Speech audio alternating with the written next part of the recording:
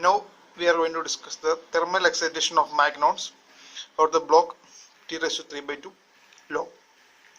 As we all know, in a ground state, all the spins in the system will be aligned in for a ferromagnet. All the spins will be aligned in a particular direction, and if the temperature is increased by some amount, or this is a 0 Kelvin system, and if the temperature is increased, there will be a change in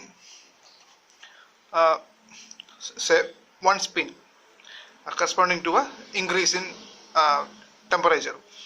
Now this change in one spin can be represented as a spin wave, or there can be this change in one spin can be represented as a small change in spins of all these four spins, just like these spins are undergoing a precessional motion about its initial direction, and that can be called a spin wave, and a quantized spin wave is called a MAGNON. And now if the system is at a particular temperature T, and we will have a lot of spins that are aligned in the opposite direction, or a lot of spins might have undergone an inversion in their spin direction or spin orientation. Now all these change in spins can be represented as a spin wave, and a quantized spin wave is called a MAGNON. So initially we had a system in which if we had a n spins, and the total spin quantum number must be n into s. Now as the temperature is increased, so there will be a decrease in this, spin, the total spin quantum number value, and each MAGNON, each reduction in this total spin number, each reduction in from this total spin number can be represented as a MAGNON. Okay, and by calculating the total number of MAGNONs, in this system, we can make a relation between the temperature, particular temperature at which the system is placed, and the number of MAGNONs that are produced in the system. Now if you are taking into account all the MAGNONs that are available in the system due to a rise in temperature, or at a particular temperature we have this, we will have this much summation over k, nk number of MAGNONs in the system, and to find out the particular value of the number of MAGNONs, we have this relation integral over d omega nk d omega. Okay, now d omega represents the number of k states per unit frequency range. Okay, if in a unit frequency range, or the density of states. Okay, d omega represents the density of k states in a unit frequency, and nk bar represents the average number of MAGNONs. Okay, nk bar represents the average number of MAGNONs. And now doing this integration, in order to do this integration, we need these values, and to find out these values, again we introduce the concept of Brillouin zone. And as we know, so we need to satisfy the Brillouin zone condition or the wave vectors. Now we had discussed Brillouin zone earlier in a totally different context, that was in X-ray diffraction condition, and there we have said that the incident wave vector, the wave vector corresponding to the incident wave k, must terminate on a Brillouin zone boundary to satisfy the diffraction condition. Now here we have MAGNONs, and MAGNONs are quantized spin waves, and so these spin waves can be represented by a k, wave vector k, and these spin waves should terminate on a, or the integral over k can be taken over allowed range of k's, which is the first Brillouin zone. So here we using that boundary, this k um, should satisfy the Brillouin zone condition, be counted as a k wave vector k in our case. Now at a sufficiently low temperature, the number of magnons will be 0, or tends to 0 as the angular frequency tends to infinity. And so in this integration we can take integral from 0 to infinity. And now we have to find the density of states, d of omega, and it can be calculated using the Debye theory of specific heat capacity, and we have this equation dk is equal to k square by 2 pi square dk. And now we have to now using the Magnon dispersion relation. Now we know dispersion relation is a relating to omega and k, so omega and k relation, and angular frequency and wave vector relation. So we know that dispersion relation as h cross omega is equal to 4js into 1 minus cos ka, and using this relation we can substitute for k using omega, and after some readjustments we get this dk can be rewritten as d omega. Using this dispersion relation we get 1 by 4 pi square into h cross divided by 2je s a square all raised to 3 by 2 root omega d omega. Now to calculate, now we have found out the limit of integration and this value. Now we need this value.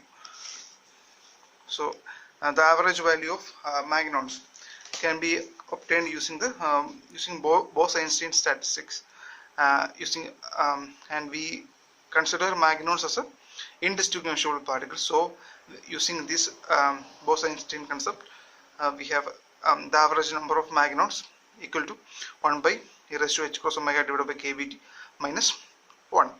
Now we have all those components in that integral. Now we are substituting all those values in this equation.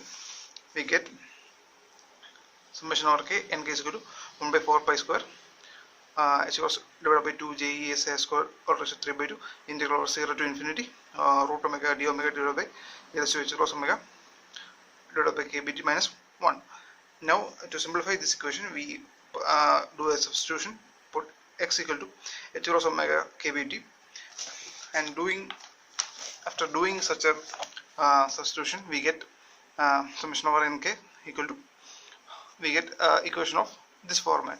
Okay, we have done the k substitution, and again simplifying this one and doing this integral we get summation over k and k is equal to 0.0587 into kBt divided by 2je s a square all raised to 3 by 2. Now this equation gives the number of magnons that are excited per unit cell, or sorry, per unit volume of the crystal. Okay, it gives the number of magnons that are excited per unit volume. Now as we all know, initially the system was had all those pins aligned parallelly in one particular direction. Now as temperature increased, that give rise to magnons in the system, and each those magnons leads to a decrease in its magnetization. So initially the system had all spins aligned in one particular direction, so it had a saturation magnetization ms. Now due to the origin of magnons, due to the increase in temperature, this saturation magnetization condition will be lost. So it will have a magnetization that is lower than the saturation magnetization condition, and that decrease from saturation magnetization condition is due to the emergence of MAGNONS in the system, and that MAGNONS was induced in the system due to the increase in temperature. Okay, now the fractional decrease in, now to understand the decrease in magnetization, the fractional decrease in magnetization is given by ms minus m. M is new magnetization divided by ms, and that can be represented as ns. So the decrease in magnetization was due to the total number of magnons that are present inside the system. Now ns represents the total number of spins that are available in the system initially. So taking fraction between these two gives the fractional decrease in the magnetization, and that can be represented by, we have summation over k nk value from this equation. So we get, substituting for nk, summation nk, we get this equation of this form, and here we have n. So n is the number of atoms per unit volume, and n is given by q by a cube. A cube is the volume, and q is given by the number of atoms per that cell. Okay, so q will be 1 for simple cubic, 2 for BCC, and 4 for FCC lattice. Now substituting for n and rewriting the equation, we get m is equal to ms into 1 minus 0.0587 divided by qs into q into kBT divided by 2JES all raised to 3 by 2. Now it shows a decrease in, now this factor shows a decrease in magnetization from the saturation magnetization that was available with the system initially. Now this law is called the Bloch's T raised to 3 by 2 law, and it shows the relation between the magnetization and temperature. Okay, we have T raised to 3 by 2 relation here, so it shows the relation between magnetization and temperature. Now this plot shows the temperature dependence of magnetization plot, and this green line, this green curve shows the experimental result, and this dotted line starts from here. This line shows the spin wave theory, the plot using the spin wave theory. This is a theoretical graph that we have obtained using the spin wave theory, and we have another plot here, this one, and that's the theoretical plot that we have obtained using the Weiss theory. Okay, now as we can see that at low temperature, the spin wave theory concept agrees with the experimental curve. Okay, but at higher temperatures, it deviates from the experimental result. And we can see another fact that the Weiss theory concept agrees with the experimental result at higher temperatures. So at lower temperatures, spin wave theory satisfies, and at higher temperatures, Weiss theory satisfies.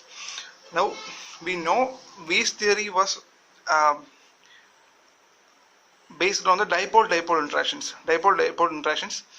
between atoms, and it didn't incorporate the exchange interactions or other spin interactions available within the system, and we incorporate the exchange interactions in the spin wave theory to obtain the concept.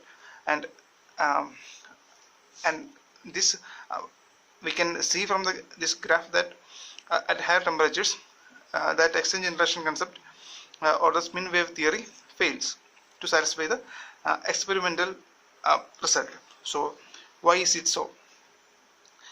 It is due to the number of the average number of spin waves, the average number of magnons that we have calculated, nk bar, will not be the same at higher temperatures. At higher temperatures, it exceeds the average number of magnon value that we have calculated. So due to this increase in average number of magnon value at higher temperatures, we will not be able to satisfy the experimental curve using the spin wave theory. But at higher temperatures, if we consider spins as non-interacting, okay, so in Weis theory we assume that the spins are not interacting, and no exchange interaction like concept was there in the Weis theory. So in such a theory, a non-interacting system, we have a non-interacting system in such a theory. So a Weis theory can satisfy the experimental curve at higher temperatures.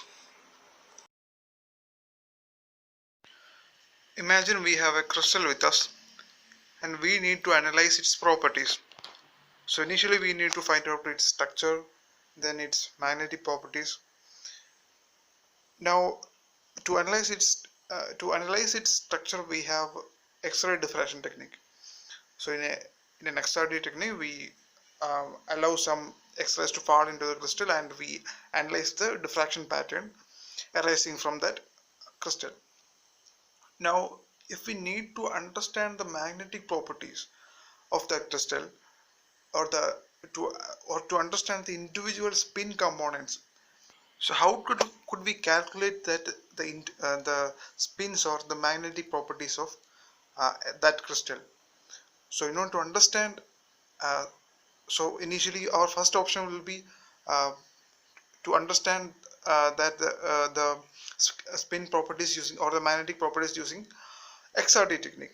So but unfortunately we are unable to understand or unable to study the spin components using an XRD diagram, because the X-ray photons that are interacting with the crystal doesn't interact with the spin components. They interact with the electron clouds in the system, or the electron clouds that are surrounding the lattice points, but it will not interact with the spin components. So we need some other technique other than the XRD to understand or to study about the spin or the magnetic properties of a crystal. And neutron magnetic scattering gives us a credible alternative to XRD to study about the magnetic properties of a crystal. Now in neutron magnetic scattering, so first of all we will see the difficulty with the XRD technique to analyze the spin components. So in an X-ray photon that are incident on a crystal, it will interact with the spatial distribution of electronic charges. Okay, it will interact with the spatial distribution. So it will interact with an electron cloud in the lattice point, and it will give the diffraction pattern. Now, so it will not interact with any other components.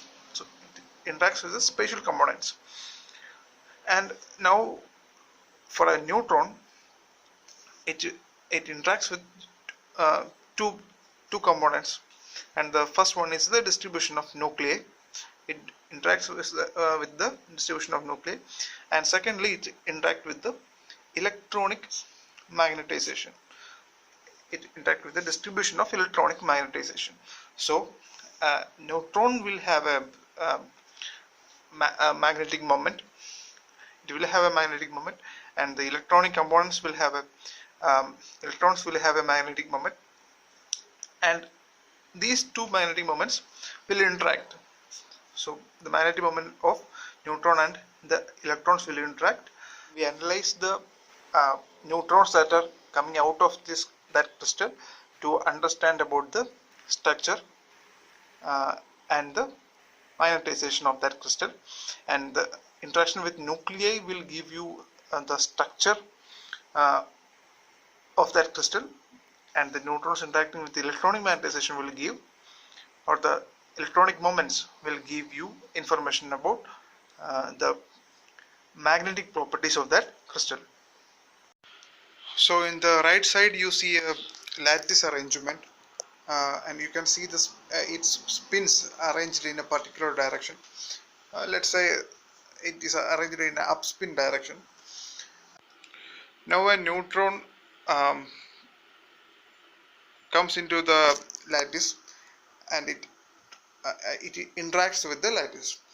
So as I mentioned earlier, the neutron will interact with the nuclei of atoms in the lattice, and they will interact with the uh, electronic electrons moments that are available in the uh, lattice points.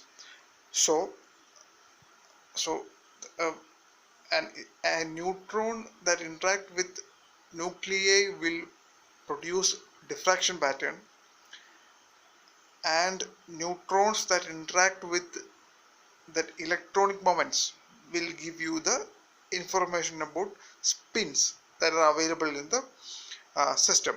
Uh, Now a neutron n comes into the lattice, as shown in the figure, and let's say it will interact with the spin that marked in a red circle, and the neutron that is coming into the system already have a spin component or a spin moment in one direction, and so as the atom in the red circle also have a spin direction. Now after interacting, now the neutron comes in and interact with that spin component in shown in the red circle. Both the neutron and that spin component shown in the red circle will undergo a change in their spin orientation. Here we can see, due to the interaction of neutron with that spin component, its the atom's spin component have undergone a change in direction. So as the neutron that interacted with this spin also will change its spin component from the initial spin orientation. So by analyzing that neutron that is coming out of this crystal after interacting with this a spin in the system, we can know what the initial condition was, or we will get information about the spin arrangement inside that lattice point. Now a neutron will be inelastically scattered by the magnetic structure of that uh, lattice point. So we can represent it in a wave vector representation. So we represent the incident wave vector as kn, and it is inelastically scattered. So it will give rise to, so a neutron interacting with the lattice point will give rise to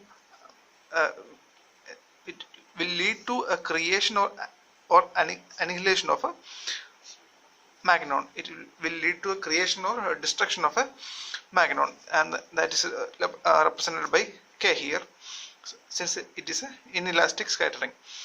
And the reflected neutron will be represented by a wave vector Kn dash. And in the X-ray diffraction condition, we have seen that delta K is equal to G, or the reciprocal lattice vector. This is a diffraction condition for an XRD, X-ray diffraction. Okay, delta K can be represented as K minus K dash equal to G, and the difference in the incident wave vector and reflecting wave vector should be equal to reciprocal lattice vector to satisfy the diffraction condition. So here we have incident wave vector as Kn and reflected as Kn dash, and we can rewrite this equation as Kn is equal to Kn dash plus G plus since it is an inelastic scattering, we have a wave vector for magnon also, so we can represent it as Kn is equal to Kn dash plus G plus K, And by conservation of energy, we know energy can be represented as p square by 2m, and p is a momentum. So in quantum mechanics we can write ps h cross k.